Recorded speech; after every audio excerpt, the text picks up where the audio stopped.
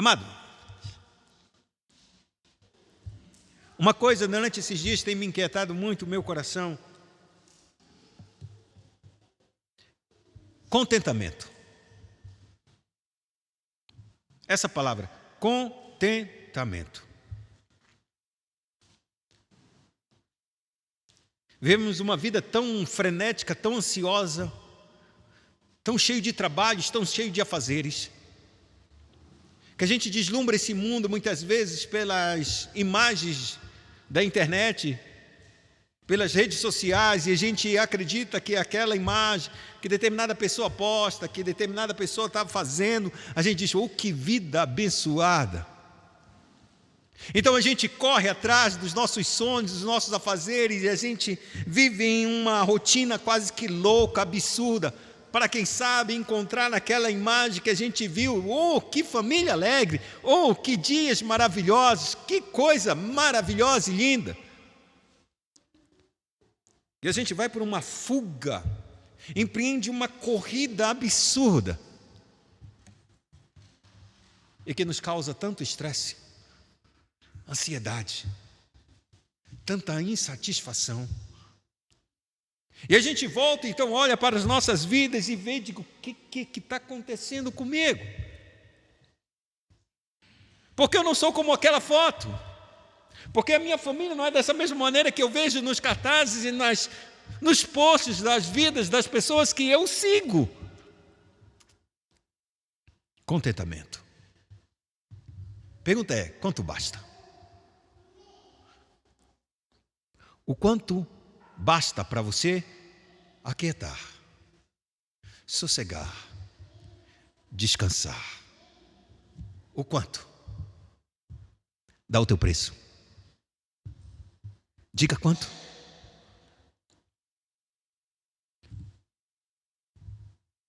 No livro das Escrituras Sagradas, um dos evangelistas falou sobre Marta recebendo Jesus na sua casa. E ela não parava de servir, trabalhando de todas as formas para não faltar nada para o mestre. Porém, a sua irmã mais nova ficava sentada e olhava o mestre e ouvia o mestre. E ela, inquieta demais, angustiada demais, diz para Jesus, ela para o serviço, sabendo que ele tem uma palavra de autoridade, que o que ele disser vai não somente envergonhar a sua irmã, mas vai fazer com que ela faça aquilo que é e o que se espera daquela mulher. Mestre, tu não te importas que eu fique sozinha servindo as mesas, trabalhando para dar comida para todo mundo, enquanto a minha irmã fica sentada aí aos teus pés, fazendo nada? A Bíblia diz que Jesus, ele vira-se para Marta e diz uma palavra que é nossa. Marta, Marta, quanto tu está inquietas, te preocupa com tantas coisas, mas só uma é importante. E foi esta que Maria escolheu. E esta obra não lhe será tirada. A Bíblia diz que acabou a história. O que será que Marta fez? Parou os seus serviços e foi e sentou envergonhada do lado da sua irmã para ouvir o mestre? Ou voltou para os seus trabalhos dizendo, acho que o Senhor está me repreendendo, então é sinal que eu tenho que fazer tudo sozinho mesmo. A nossa inquietação faz com que a gente só pense nas coisas dessa terra. E mesmo tendo Cristo do nosso lado, a gente ainda continua inquieto. E quer que Cristo faça alguma coisa e levante alguma outra pessoa para nos ajudar a continuarmos inquietos, porque isso não vai satisfazer, isso não vai parar. E a Bíblia diz no livro de João, capítulo número 6, que Jesus faz um milagre da multiplicação dos pães e peixes. Depois que ele faz esse grande milagre, 5.000 homens querem fazer de Jesus um rei. Ele diz, Jesus, tu serás o nosso rei. Então Jesus, ele rapidamente se esvai daquela multidão, porque esse não é a intenção de Jesus, ser coroado rei pela mão humana. E então ele diz também para os seus discípulos para se afastarem e ir para o outro lado, porque esse tipo de pensamento, esse tipo de ideia é uma ideia maligna e perniciosa que procede do diabo, da terra e não dos céus. E diz para eles: vão para o outro lado, se afaste desse povo, porque esse povo não está entendendo o que eu estou fazendo. Eu estou multiplicando pães e peixes e eles estão achando que eu quero ser rei para dar para eles o que comer. A Bíblia diz que Jesus então sobe ao monte e vai orar ao Senhor, enquanto os discípulos vão para o outro lado, pegam os seus barcos e todos os barcos que ali estavam também seguem. A multidão não percebe e vê, diz: pô, Jesus subiu ao monte e os discípulos foram para o mar e não tem mais nenhum barco. Jesus está em cima esperando, orando, seja lá o que ele está fazendo. Vamos esperar aqui o mestre, porque o que importa é esperar o mestre. E eles esperaram o mestre, só que a Bíblia diz claramente que nessa madrugada, nessa vigília, houve um vendaval muito grande, levantou-se as ondas e o barco começava a remar, os discípulos, e não saiu do lugar. O barco estava indo para o naufrágio. Jesus, na sua montanha, ele olha para os discípulos e verifica que eles estão em grande dificuldade. Ele desce do monte, sai caminhando sobre as águas e ele vai partir para diante. E os discípulos se assustam porque esse personagem que está andando sobre as águas é um ser diferente. Então eles temem e acham que não é o Messias, que não é o Jesus, é apenas um fantasma, uma assombração. E o Senhor, chegando perto deles, disse: sou eu mesmo. Eu sou. Então os discípulos agora, eles o recebem de bom grado. Então Jesus entra, a mar se acalma. Ele segue para o outro lado. Chega em paz aonde o lugar que eles deveriam chegar. A multidão no dia seguinte, que está olhando, disse: cadê Jesus? Os discípulos não aqui. Os barcos, outros barcos chegaram naquele mesmo lugar. E eles perceberam que nem Jesus nem os discípulos estão. Então eles pegaram esses barcos, entraram a multidão e partiram para o outro lado. Quando eles chegaram do outro lado, eles procuraram Jesus. A Bíblia diz que no dia seguinte encontraram Jesus, exatamente no dia seguinte. No dia depois, anterior à sua multiplicação do pães e peixes, e naquela madrugada em que Jesus atravessou o mar sobre as águas, a multidão procurou Jesus. E aqui está alguma coisa que eu queria falar com vocês. Que muitas vezes a gente procura Jesus, e procura Jesus de uma maneira muito inquieta, muito sórdida. Mas a gente acha que é muito espiritual ao procurar Jesus, a buscar Jesus, como aquela multidão que estava buscando e esperando Jesus. E eles fazem 3 perguntas. E essas 3 perguntas não são perguntas espirituais, que a princípio a gente olha e diz: poxa, que homem espiritual, está buscando coisas mais profundas de Deus, estão procurando mais de Deus, mais do conhecimento de Deus, mais do amor de Deus. Mas essas 3 perguntas que eles vão fazer a Cristo nesse percurso, nesse texto, são perguntas. A primeira é curiosidade, e as 2 últimas são só desejos materiais. Não há nada de espiritual nas perguntas das pessoas. E isso mostra para elas que elas estão inquietas, que elas estão ansiosas, que elas não estão contentes com a vida que elas têm. E quando a gente não está contente, a gente começa a fazer perguntas para nós. Por que minha vida é assim? Por que eu estou assim? O que está acontecendo comigo? Todo mundo que entra em crise, ele está inquieto, e quando ele está inquieto, ele vai ter que levantar perguntas, porque quando tem perguntas, tem que se levantar respostas, e essas respostas têm que ser realmente satisfatórias, porque se não for satisfatórias, essa alma continua inquieta, continua ansiosa, continua preocupada, nada vai fazer ela quietar. Então o que é que as perguntas vão seguir para um mestre? E é exatamente isso que Jesus ele vai trazer. 3 perguntas fazem para ele e ele só tem uma única resposta que se repete por 3 vezes. Eu sou o pão da vida. Verso de número 35, eu sou o pão da vida. Verso de número 48, eu sou o pão da vida. Verso de número 51, eu sou o pão da vida. E a vida que eu dou é a minha carne para a salvação desse mundo, para a vida eterna. As 3 perguntas que fazem para Jesus, Jesus ele está trazendo várias respostas, aparentemente, mas é uma só resposta. A resposta dele: eu sou o pão da vida. A tua vida inquieta, ansiosa, descontente, insatisfeita, procede de uma única coisa: eu sou o pão da vida que vai satisfazer, vai saciar a tua alma cansada. Então os podemos dizer discípulos, porque a Escritura diz que é discípulos. Vamos fazer a primeira pergunta.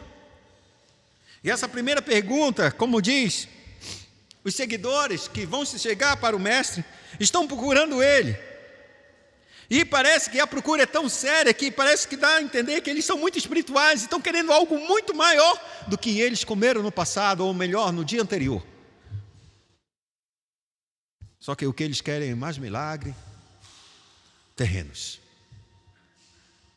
Trabalham e se esforçam por algo que o Salomão vai dizer no livro de Eclesiastes: algo passageiro, vaidade, correr atrás do vento, um completo absurdo. Assim, a primeira pergunta deles, a gente encontra no verso de número 25, que ele diz: Mestre, quando chegastes aqui? Porque uma coisa eles sabiam: os discípulos foram embora, os barcos que estavam perto naquele lado do rio ou do mar também foram junto. Jesus subiu sozinho. Quando chega de manhã não tem barco nenhum. Barcos estão chegando agora para esse lado da margem. Os discípulos olham para ele, as multidões que comeram daquele pão disseram: não estão os discípulos aqui, nem Jesus está aqui. Provavelmente ele foi para o outro lado. Bora pegar esses barcos e vamos.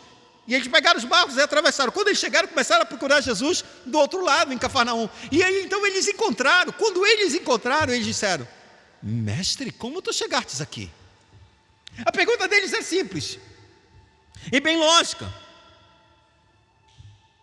Tu não tinha barco, e a pé não dá.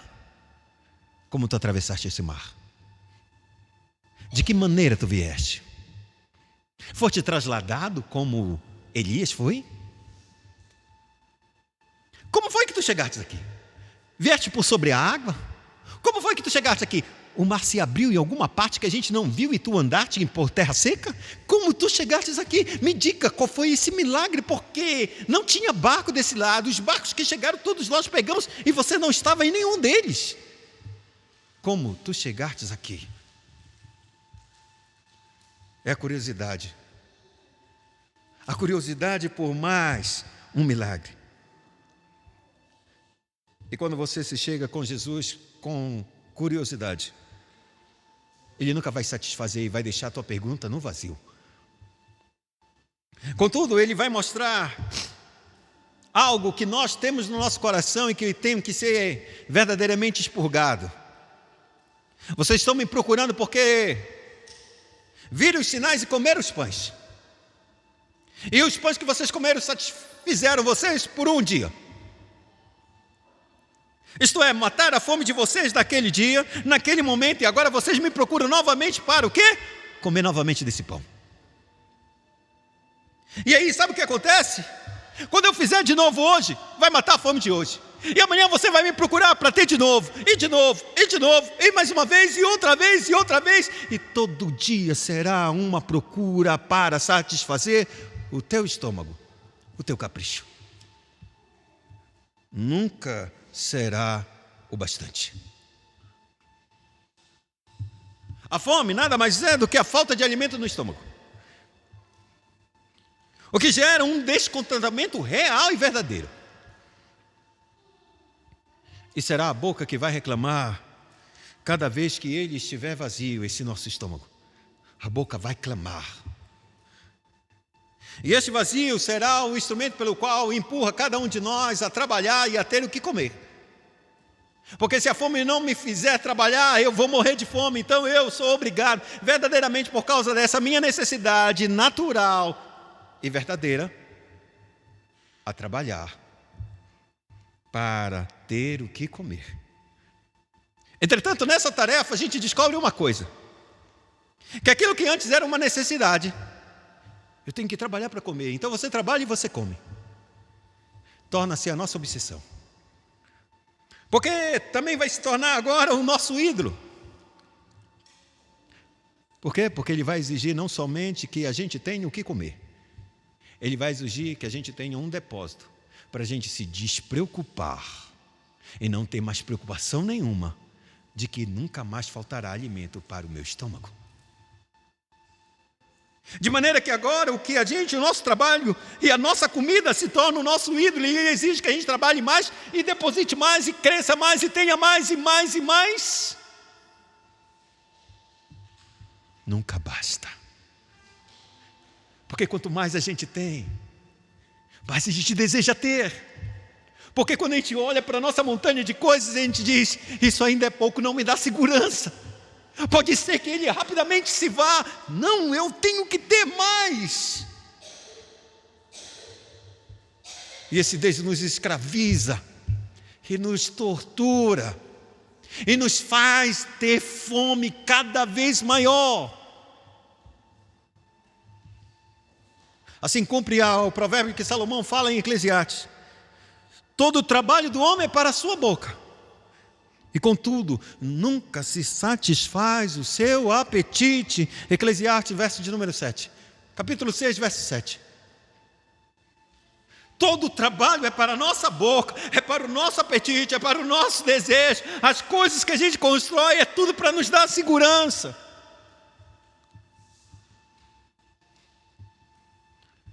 Porque vive sem contentamento. O que dava para a gente ter satisfação de ter o nosso que comer e o que vestir, como Jesus disse, não é o bastante, não se satisfaz, a gente não se satisfaz. Então a gente empreende uma loucura obsessiva por algo que nunca e de forma alguma vai satisfazer os nossos desejos. É diante dessa triste realidade que muitos seguem e norteiam suas vidas. Mas Jesus, o bom pastor, ele vai tratar desses homens e vai os exortar a olhar e ver que não é dessa maneira que eles devem viver, focados para ter o que comer, para ter um bom depósito e suprir suas necessidades. E se ele exorta, ou melhor dizendo, ele exortou o povo naquele tempo, essa exortação também serve para nós nos dias de hoje, a quem os fins dos tempos são chegados. Ele diz: trabalhai não pela comida que perece, mas pela comida que subsiste para a vida eterna, a qual o Filho do Homem vos dará, porque Deus, o Pai, o confirmou com o seu selo. Verso de número 27. O que Jesus diz, ele não nega que a gente deve trabalhar para comer, porque senão ele teria que negar as Escrituras Sagradas, quando Deus falou no Jardim do Éden, a Adão disse: do suor do teu rosto comerás. Do suor do teu rosto, ou seja, você vai trabalhar e vai suar para trabalhar para você ter o que comer.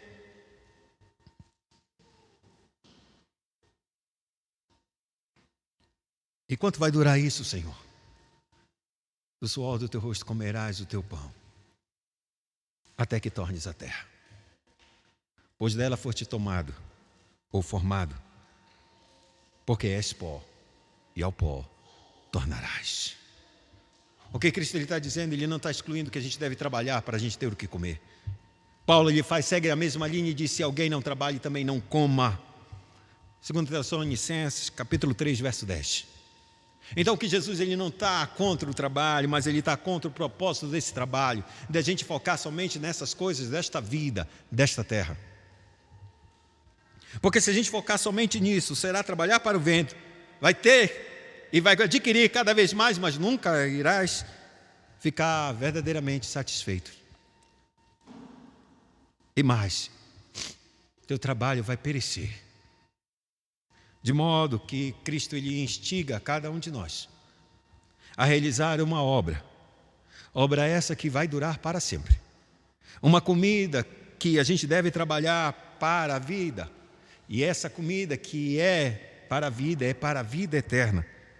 E essa só Ele pode nos dar. Quando Ele diz isso, que era para que eles trabalhassem para uma comida diferente dessa que vai perecer e que não satisfaz, então eles entendem. Então temos que trabalhar. E eles fazem a segunda pergunta para Cristo: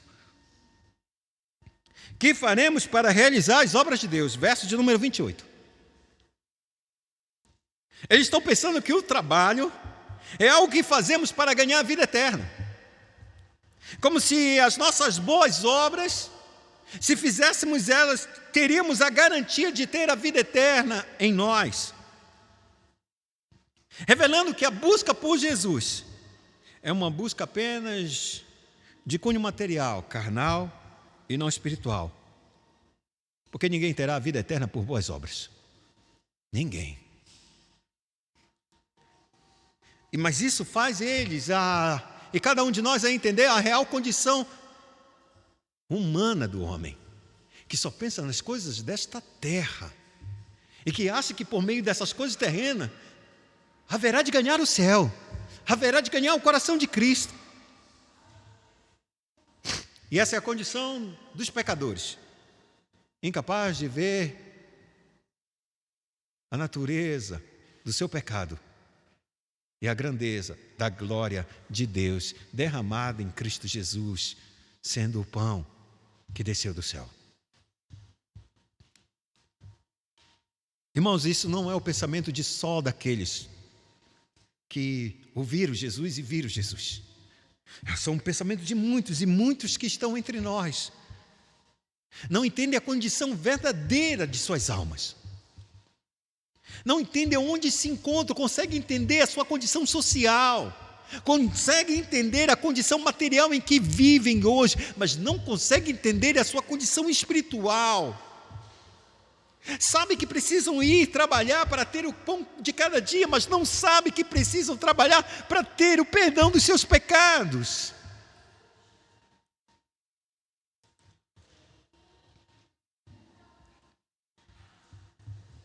São incapazes de descobrir o mais profundo, irmão, do coração humano, da maior necessidade e maior fome que o homem pode ter. Descobrir o que realmente satisfaz. Que alimento eu posso trabalhar e ter e comer, que haverá de me dar paz, tranquilidade, sossego, quietação. O pecado cega, irmão. E esses homens cegos pelo pecado os fazem viver só de si, para si mesmos. No entanto, o Cristo não vai deixar a gente assim. Ele tem que tirar a gente da nossa cegueira.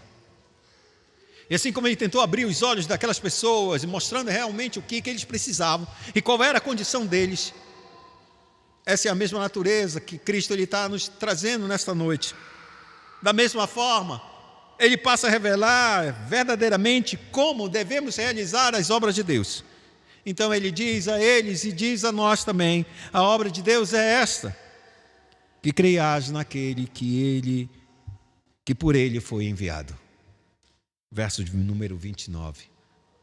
A obra de Deus é esta: crer naquele que Deus enviou. E talvez as pessoas digam: mas como? Por que razão? De que maneira deveríamos confiar neste que Deus enviou? E como a gente vai saber se realmente é esse que Deus enviou? O próprio Cristo ele diz: porque Deus confirmou com seu selo. Verso de número 27. Essa confirmação ela é dada, sabe como? Por meio dos sinais que Cristo ele fez no dia anterior, a multiplicação dos pães e dos peixes. Que os homens não trabalharam, mas se fartaram. E não somente isso, esses pães que ele multiplicou com pães e peixes sobrou. E que os homens trouxeram eles no dia anterior. E aí a gente possa dizer: mas o que tem a ver isso? O que tem a ver é que o mesmo Moisés, num tempo muitos séculos antes, estava nesse mesmo deserto, caminhando com o povo, e Deus deu um maná que descia do céu. E o povo comia daquele maná, juntava pela parte da manhã e o comia. Mas eles eram proibidos de estocar aquele alimento para o dia seguinte. com medo de que não tivesse no dia seguinte, então eles estocaram e Deus proibiu, não façam isso porque vai estragar. E o povo desobedeceu e ele estocou. No dia seguinte, quando eles iam pegar o que eles haviam estocado, estava podre. Mas o de Cristo é diferente, eles comeram, se satisfizeram e no dia seguinte estava perfeito, pronto para se comer. Porque Deus estava começando a mostrar para eles que o que Deus, no caso, na pessoa de Cristo Jesus, estaria entregando para eles, não é uma coisa que dura um dia, não é uma coisa perecível, é uma coisa que dura para a vida eterna.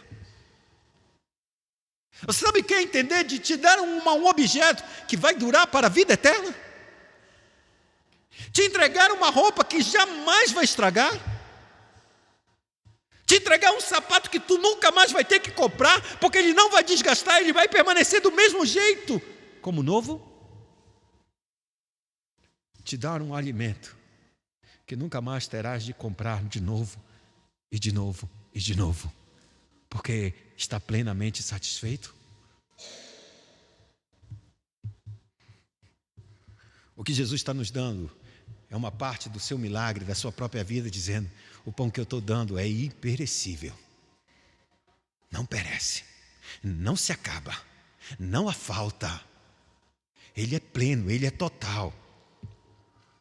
E mais, naquele milagre do dia anterior, em que eles tiveram que fazer, o que realmente esses homens tiveram que fazer, Jesus disse: assentam eles em rodas de 50, de 100, e agora comece a distribuir os pães. Tudo que eles fizeram foram sentar. Já viu alguém inquieto sentar? Já viu um coração insatisfeito sentar numa cadeira e esperar? Ele permanece andando, gesticulando, caminhando de um lado para o outro, porque ele está insatisfeito, ou não tem nada de contentamento. Mas quem senta está em paz, está contente, está satisfeito, sabe que vai chegar para ele, não há o que desesperar. E assim eles só fizeram isso: sentaram, estenderam a mão e receberam, porque receberam. E o trabalho, que é isso, nada mais é do que fé, e fé é algo que Deus nos dá gratuitamente. Ela não vem da gente, ela procede de Deus, do Pai, a fim de que ninguém venha se gloriar por ter o pão do céu em sua vida.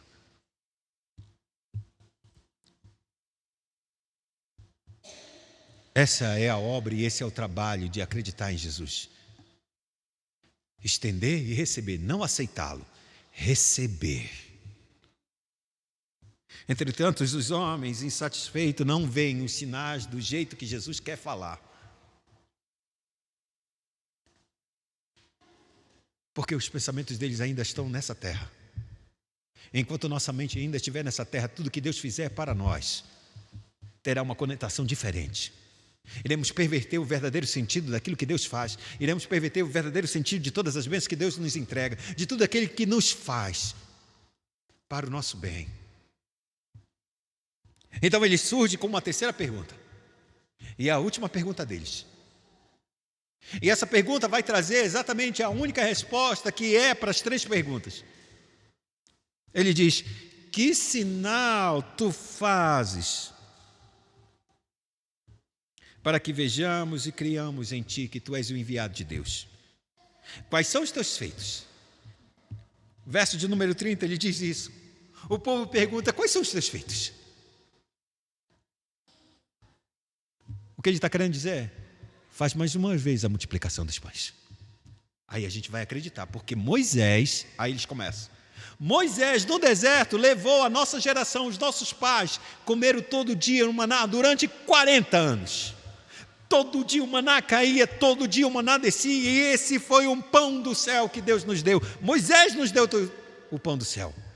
E nós acreditamos em Moisés, porque ele nos deu o pão do céu. E fez isso por 40 dias, não foi um dia, Jesus.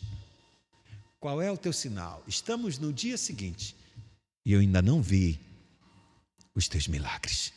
Eu ainda não vi os pães e os peixes se multiplicarem.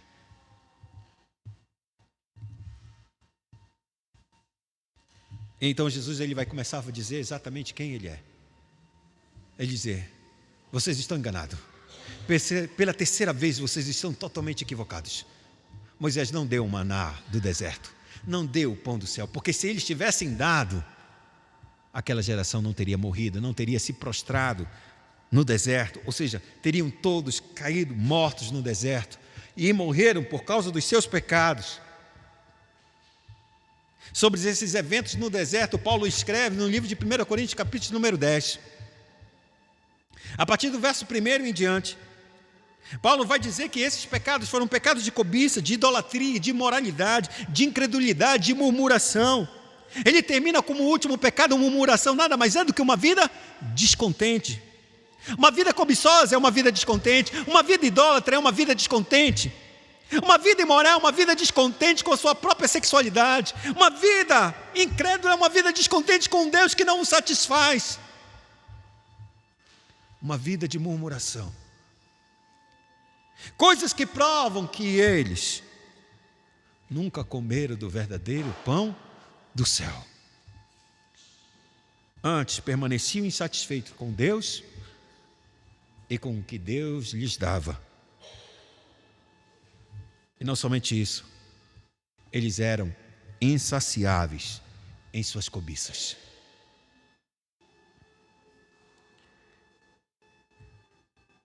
Depois desses eventos no deserto, muitos séculos se passaram. Israel estava estabelecido já como um reino. Então Deus levanta o profeta Isaías e dá uma palavra que para mim é uma das palavras mais dolorosas nas Escrituras Sagradas e que até hoje mexe com o meu coração. E deveria mexer também com o teu coração. Porque Israel recebeu, apesar de todos os seus pecados, e embora de todos os seus pecados, Deus ainda fez o que Ele prometeu. Estabeleceu eles na terra de Israel, destruiu os seus inimigos, colocou eles um rei poderoso que é Davi, fez com que houvesse uma dinastia e os abençoou de toda sorte de bênção. Depois, Isaías, ele é levantado. E a palavra que Deus dá ao profeta Isaías é: que mais se podia fazer ainda a minha vinha, que eu não lhe tenha feito. E como eu, que esperando uvas boas, veio a produzir uvas bravas. Isaías 5, verso 4. Essa é a pergunta para nós. O que mais eu poderia fazer por você que eu não tenha feito? O que eu não fiz por você que eu não tenha feito? O que falta eu fazer por você? Porque se falta o meu filho, eu entreguei pela tua vida. O que é que eu posso provar hoje para ti que eu não tenha provado o meu amor por tua vida? Porque tu és tão infeliz, tão insatisfeito, tão cobiçoso e murmura tanto? O que eu não poderia, ou o que eu não fiz, que eu poderia fazer? Diga-me. Esse é o questionamento de Deus para Israel naquele tempo. E talvez alguém de Israel pudesse dizer: tu nunca destes o teu filho, tu nunca entregaste a tua vida por mim. Mas a igreja não pode dizer isso hoje. Ele entregou, ele desceu, ele deu a sua carne pela vida do mundo.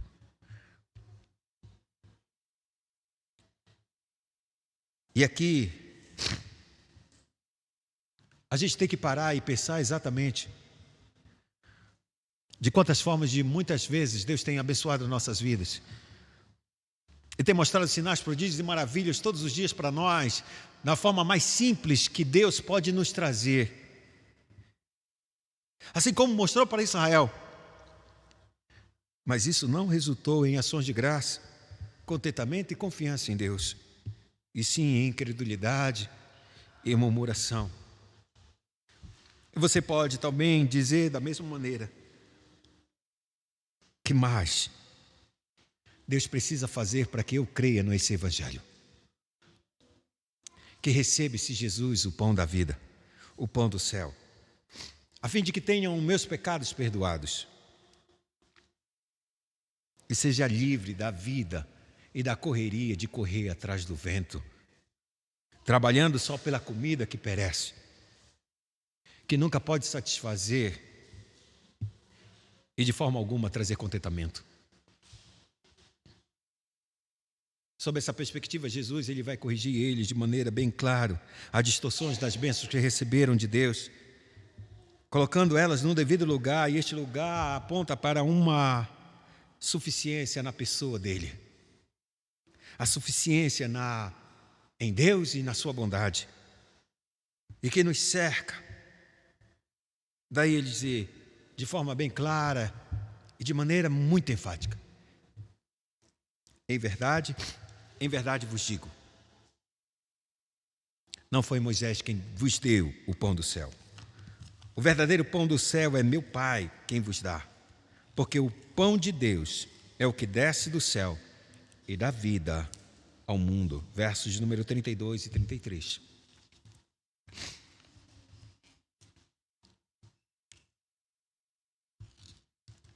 E agora as multidões, ao ouvirem isso, eles pensam: ele vai nos dar o pão do céu. Ele vai nos dar agora o que a gente deseja.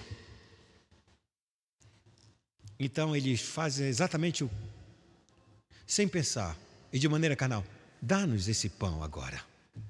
Dá-nos esse pão agora.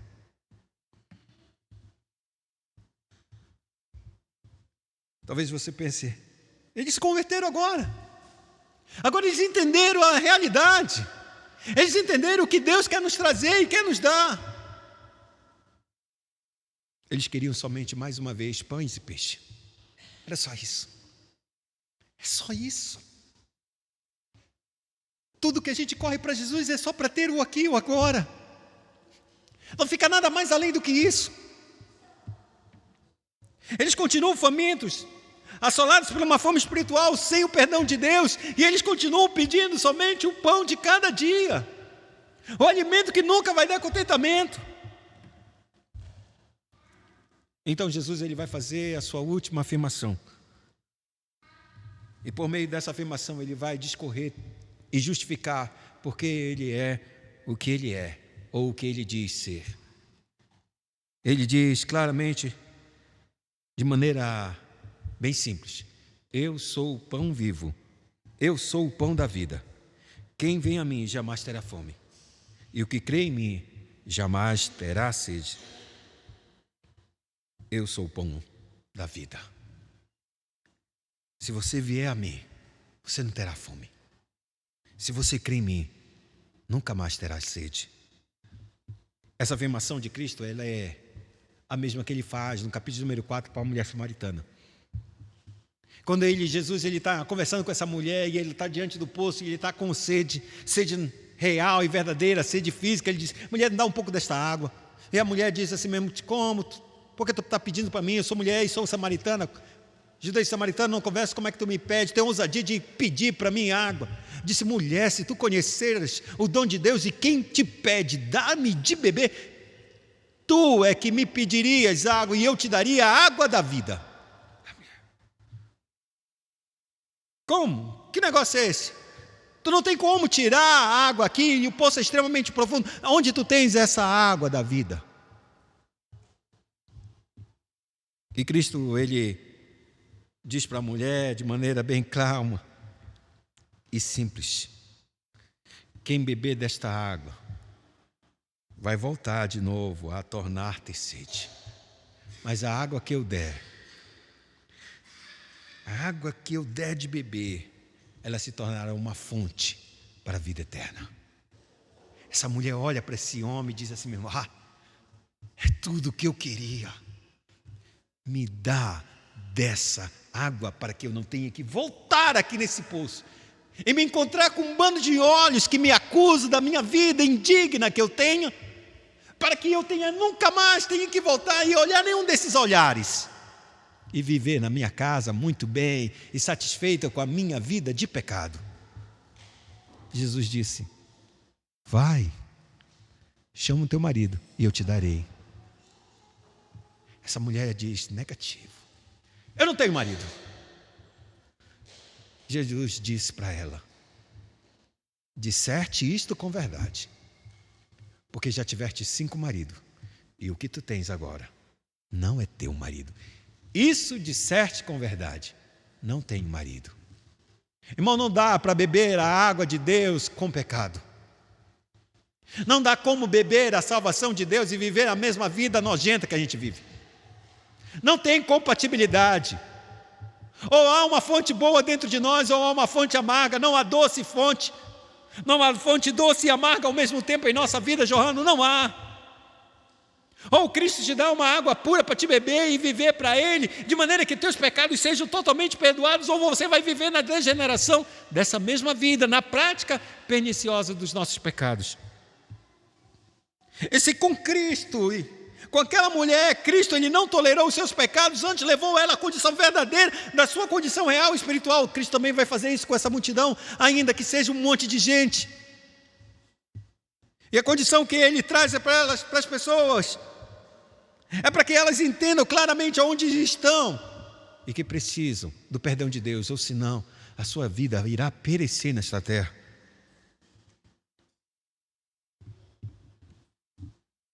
De maneira que agora, Jesus diz para eles: embora tenham me visto, vocês não creem. Eu sou o pão da vida, o que crê em mim tem vida eterna, mas vocês têm me visto e vocês não creem. Vocês têm visto os sinais e vocês ainda não creem. Então ele passa a discorrer. Todo o final do capítulo é somente uma exortação clara de que Ele é o pão da vida. E de que maneira Ele vai mostrar isso? Ele vai dizer, primeira coisa: todo o que o Pai me dá virá a mim. E o que vem a mim de maneira nenhuma eu vou lançar fora. Porque eu desci do céu não para fazer a minha vontade, mas da vontade daquele que me enviou. E sim, a vontade daquele que me enviou é somente uma: que nenhum eu perca de todos os quantos Ele tem me dado. Pelo contrário, eu ressuscite no último dia. De fato, a vontade do meu Pai é que todo aquele que vir, ou seja, ver o Filho, enxergar o Filho, encontrar com o Filho, conhecer o Filho, e nele acreditar, tenha vida eterna. Quando Ele faz isso, eu vou ressuscitá-lo no último dia. O que Cristo começa a dizer para nós é exatamente isso. Quando Ele te der o pão, e ainda que tu morra e eu morra, a morte não será mais o fim. A morte será o instrumento de Deus para a vida eterna. A morte não será mais a nossa inimiga, mas será a nossa aliada. Porque aqueles que caíram no deserto permaneceram mortos até hoje e estão no inferno. Sabe por quê? Porque perderam a sua salvação. E por que perderam a salvação? Porque não acreditaram no pão do céu. Não acreditaram nos milagres que Deus fez todos os dias para eles, e todos os dias eles se rebelaram. Mas quem ver o Filho e crê nele, a sua fome acaba, a sua sede estanca, a plenitude nele. Não importa se tu és jovem, se tu és criança, se tu és adulto, se tu és um ancião, quando cremos nele, todas as nossas lutas se findam. Nosso coração tem paz. Nossa alma se aquieta. Não lutamos mais conosco mesmos. Descansamos naquele que nos deu o alimento para a vida eterna. Quando Jesus disse isso, eles disseram: mas a gente conhece o pai dele, a gente conhece o irmão dele. O pai dele é José, os irmãos dele estão entre nós. Como esse homem fica dizendo essas coisas? Como ele pode dizer isso? Como ele pode dizer que desceu do céu? Jesus ele encerra a discussão dizendo: parem de murmurar, vocês ainda continuam inquietos porque vocês não creem. Vocês não estão satisfeitos nem com o alimento, e se eu fizesse de novo, vocês continuariam insatisfeitos, porque vocês não creem. Em verdade vos digo, quem crê em mim tem a vida eterna. E ele fala: Eu sou o pão do céu. Eu sou o pão da vida. Eu sou.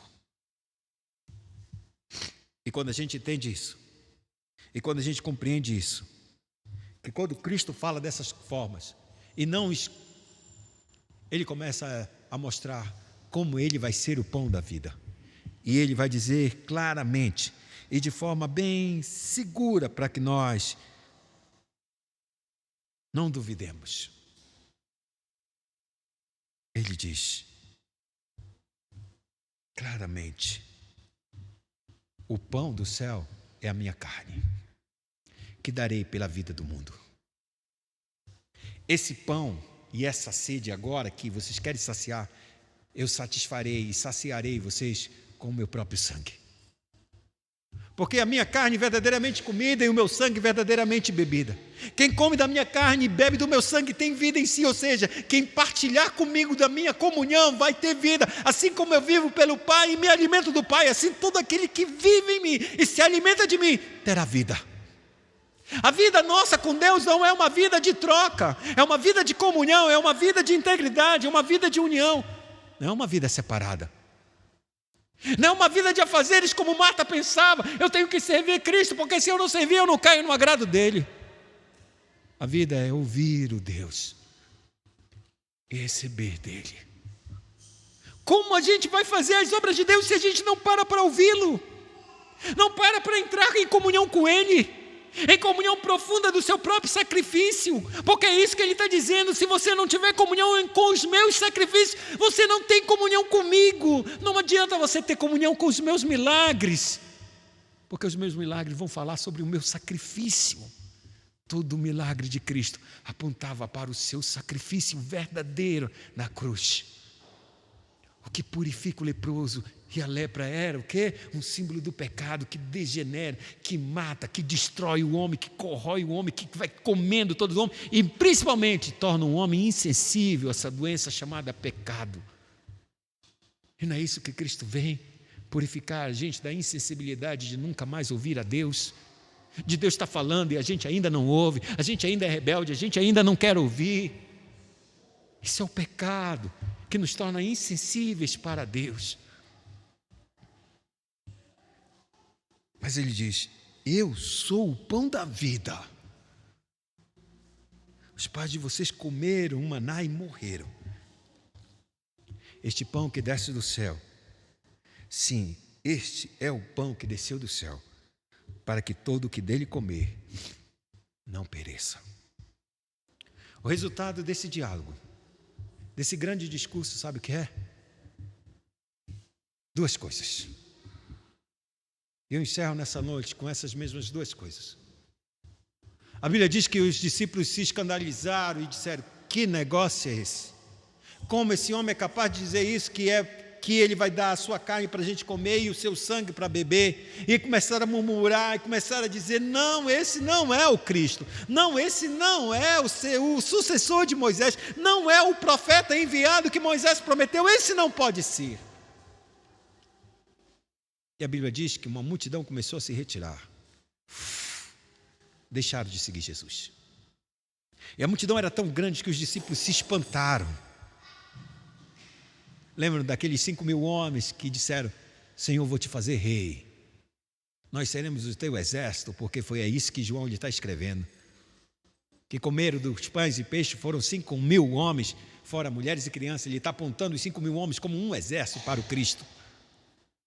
Desses 5.000 homens estão saindo, estão desistindo.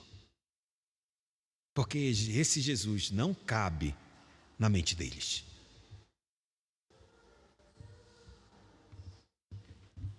E a eles desistirem e a evacuar e deixarem um vácuo muito grande no meio da multidão, os discípulos viram para Jesus e disseram: mestre, que discurso é esse? Essa tua palavra é muito dura. Esses ouvintes aqui, não é assim para o Senhor pregar desse jeito, não.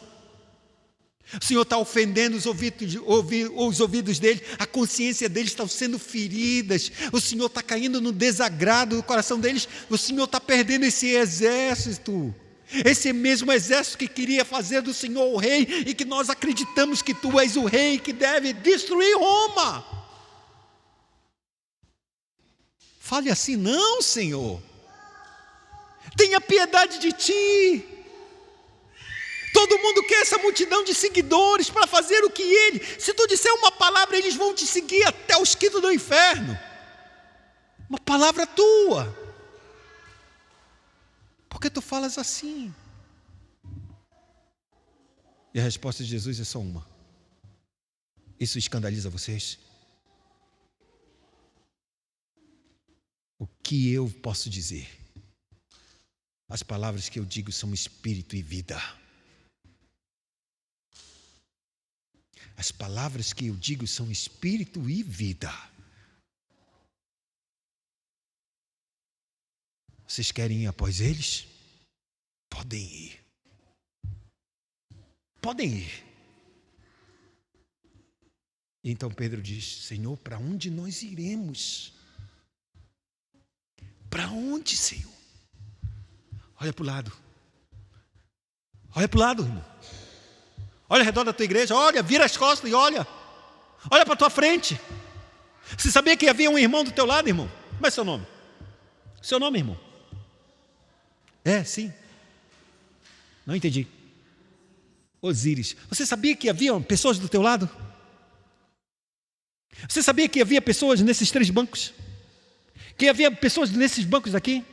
Se havia pessoas no banco de lá, olha para trás, irmão. Só lá você, minha esposa e mais os meus filhos que estão ali atrás. Em toda essa igreja haviam mais de 300 pessoas. Cadê elas? Cadê elas, amado? Onde está esse pão vivo do céu?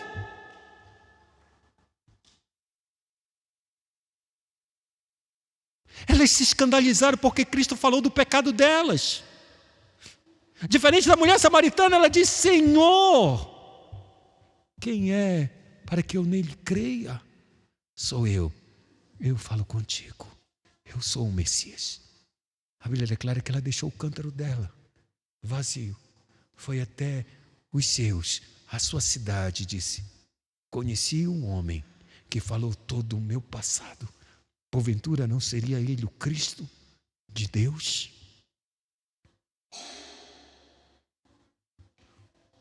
Os homens daquela cidade disseram: vamos ver o que essa mulher está dizendo, porque ela nunca mais falou conosco.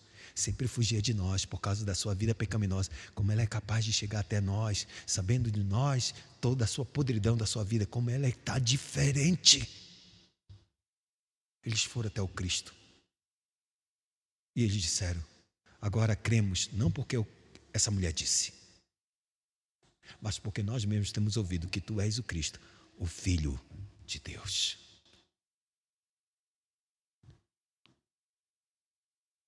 Os pecados dessa igreja me fez jejuar por 3 dias. Sem comer, sem beber. E eu comecei a perguntar para Deus: Deus, o que está acontecendo com essa igreja? O que faz essa igreja verdadeiramente avançar e depois decair?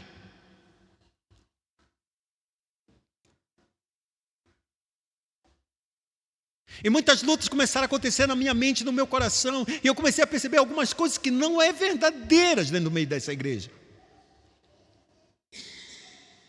Porque Deus não está satisfazendo a gente, porque a gente não quer se satisfazer com Ele. Ele não é mais o pão do céu, Ele não é mais o pão da vida. A gente tem outras prioridades, a gente tem outras necessidades, a gente tem outras inquietações, e a gente não está se preocupando para que aquele último dia Ele nos ressuscite.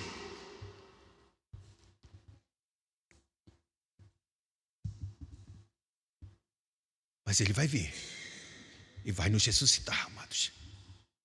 Não importa se somos pouco. Como no livro de Eclesiastes Deus está me dizendo: o que Deus fez torto, ninguém pode endireitar. Eu não sou responsável por nenhum que ficou aqui, ou por nenhum que vai sair daqui. Se Deus está entortando a tua vida, que Deus tenha misericórdia de você. Se você conhece alguém que está torto neste mundo, que Deus tenha misericórdia. Mas faça o que Deus está dizendo no livro de Isaías 55, verso 5. Buscai o Senhor enquanto Ele está perto, enquanto pode ser achado. Não olha para o teu irmão que está andando distorcido e não chega na tua casa, e não chega nessa casa de oração para buscar a Deus e pedir o seu perdão e caminhar com aqueles que não são diferentes deles.